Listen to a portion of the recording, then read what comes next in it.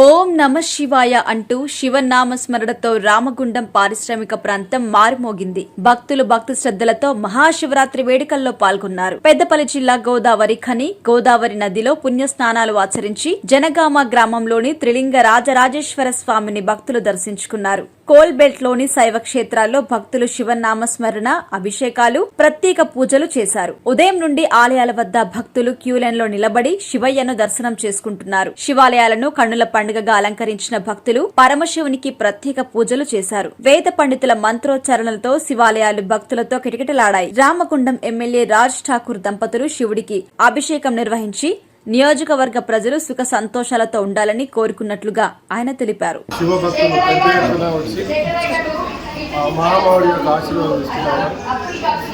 రామగుండం ప్రజలందరూ కూడా శుభాకాంక్షలు.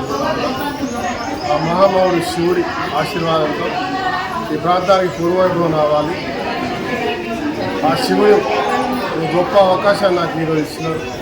వారి ఆశీర్వాదం శాసనసభ్యులయ్యా. మరి అదే ఆశీర్వాదంతో ఈ రాష్ట్రం బాగుపడాలి. మా ముఖ్యమంత్రి గారు ఈ రాష్ట్రానికి మంచి చేయాలనుకున్న పనులన్నీ కూడా పూర్తి కావాలి. ప్రజా సంక్షేమ ధ్యేయంగా ముందుకు పోతున్న మాకు వారి ఆశీర్వాదంతో మరి అన్నీ మంచి జరగాలి. రామగుండంలో పౌరులు రావాలి, ఎన్టీపీసీలో పౌరులు రావాలి. ఈ నగరం పెద్ద ఎత్తున అభివృద్ధి చెందాలని మనస్ఫూర్తి.